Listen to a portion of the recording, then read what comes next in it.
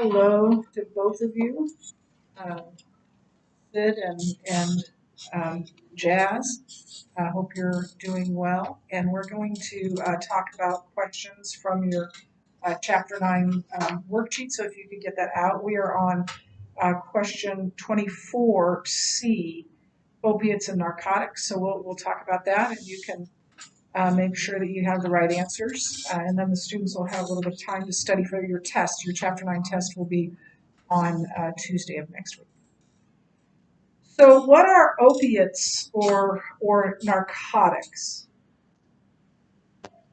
They will mimic endorphins, cause pain relief, but they can also cause drowsiness and decreased sense of concentration, motivation, and some other things.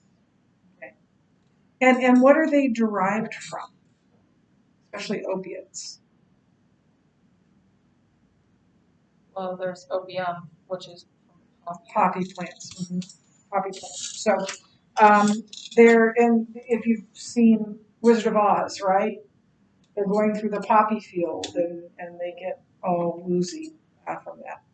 So they're powerful painkillers. And as you said, Kristen, they mimic endorphins, which make us feel good, make us happy. And it's the endorphins are kind of the body's natural painkiller. Somehow when we're happy, stuff doesn't hurt as much, right? And endorphins are also our natural stress reducer. And when you're high on opiates, your stress is low because you don't care about anything. Everything's fine. They're highly addictive, especially things like oxycodone and hydrocodone and methadone are very addictive very quickly. Why? Because we all want to feel good. And if we find that we can just take a pill and feel good, that can become very not only emotionally addictive, but physically addictive as well. And recovery rates are low. Like it's really hard. Once you are addicted to an opiate, to a narcotic, it is very hard to recover from. It makes you happy and it lowers your stress. What are the bad effects? Well, one of the main ones is that any addiction, right, it begins to control you, and so you're controlled by the drug. You're not in control of the drug. You're being controlled by it, and that's true. Pornography, that's true of any addiction, right? And so, and then also you're in a state of unreality, um, and and so then you are unable to cope with real life. They're also going through going through recovery from that, trying to get off of them. You have really bad, what I told you, like that process of recovery is very physically and emotionally difficult. What are hallucinogens or psychedelics? What do you have for that?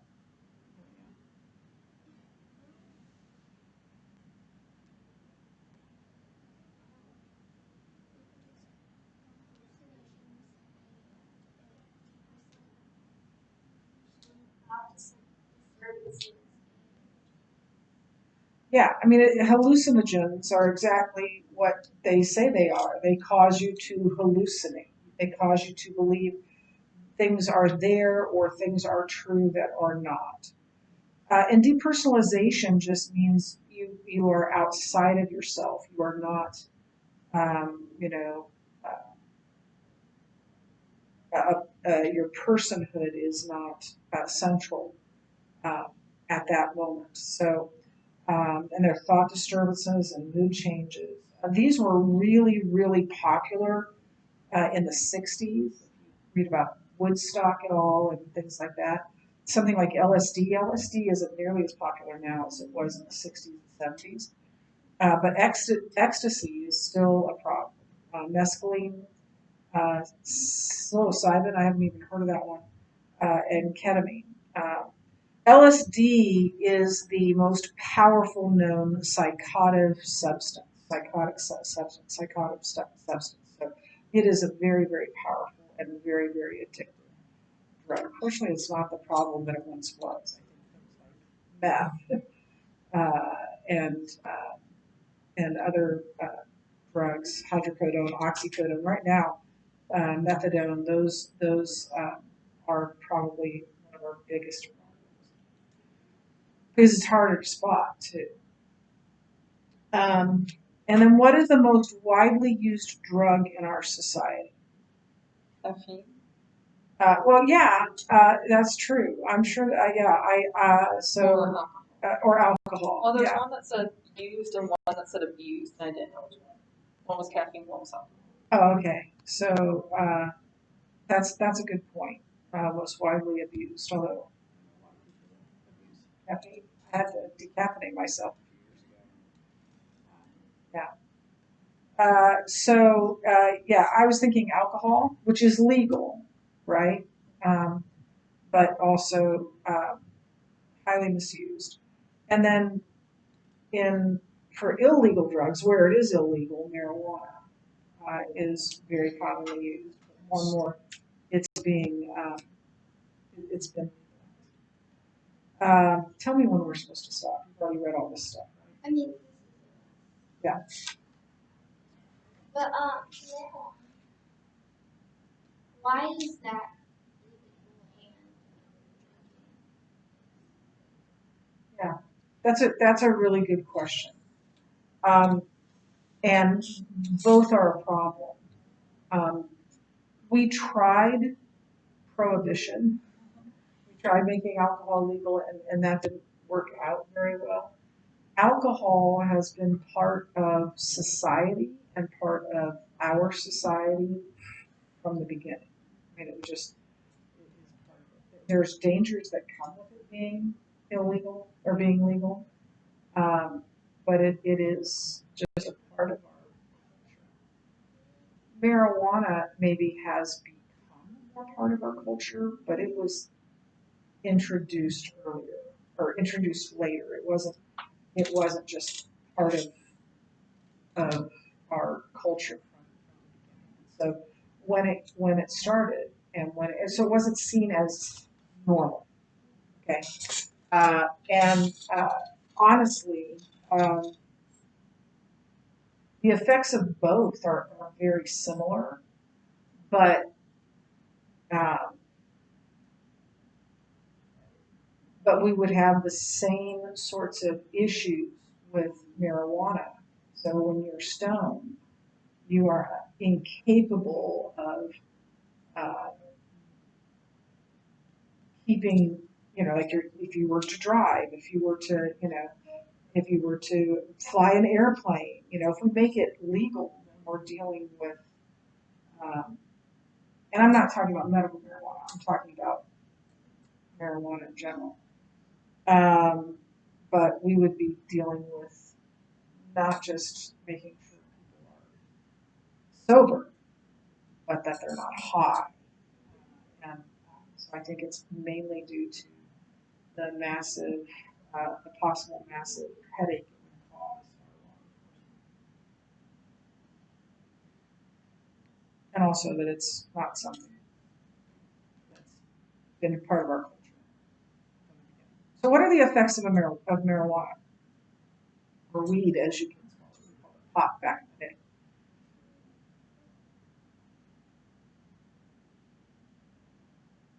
Well, in moderate amounts, it will cause relaxation, kind of alter your thinking. Enhances appetite, so you become hungrier. Your sight, all your senses can be affected by it too, like the hallucination part. Yeah, and it's kind of in a category all by itself because it doesn't exactly resemble the other classes of drugs, either in structure or in effect. It's a natural uh,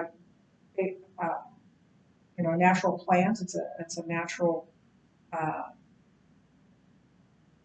a plant-based drug. And as you said, it produces this sense of well-being, this sense of relaxation. It increases appetite, and you have altered perception of sight, smell, taste, and hearing, which it makes it, I think, in some ways more dangerous than alcohol, because all of those are affected. It increases heart rate, so it can cause problems from that, poor concentration, and emotions and anxiety and memory, and it can cause paranoia and it can cause hallucinations. Now, here's to me what is maybe I shouldn't say the most difficult thing about marijuana or the most severe thing about marijuana, but to me, this is to me a big reason why normalization of marijuana is a problem. And here it is. Marijuana makes you not care. It completely demotivates you. You don't want to do anything. So it's an anti-motivational, and it can also lead to lung disease. But and so consider if as many people who drink alcohol were doing marijuana. Consider what that does to not only productivity in our nation, because nobody cares, but what does it do to how many of the people that are on welfare rolls are just hooked on weed and they don't care, and they don't want to work, and they don't want to, do anything hard. And so to me, that's one of the most insidious parts of marijuana, is that we'll have a whole country that just wants to sit around and do nothing while they eat Doritos. That's it, watch TV and play video games and eat Doritos. And so, I think that is among, because a lot of people say, that it doesn't have any impact. And the person in my life that has most advocated for marijuana and has most defended marijuana is my brother-in-law's brother. And we grew up knowing their family. And he is nearly a 70-year-old man now who is still from junior high hooked on marijuana. He has never held a job in his life. He dropped out of college. He has what my nephew would call when he was little angerment issues. His life is a mess, and he has no clue, not one clue, that his life is a mess. And to have a nation full of people like that, I think would be a scary, scary thing. Yeah, I think marijuana gets this rap of being a kinder, gentler drug. But trust me, knowing someone who has been addicted to it for most of his life, nearly all his life, it's not. It's not. It is not without consequences. I think that's how people sell it. Just feel good for a while, and it doesn't. You're not going to hurt anyone. That was my brother's brother-in-law's for.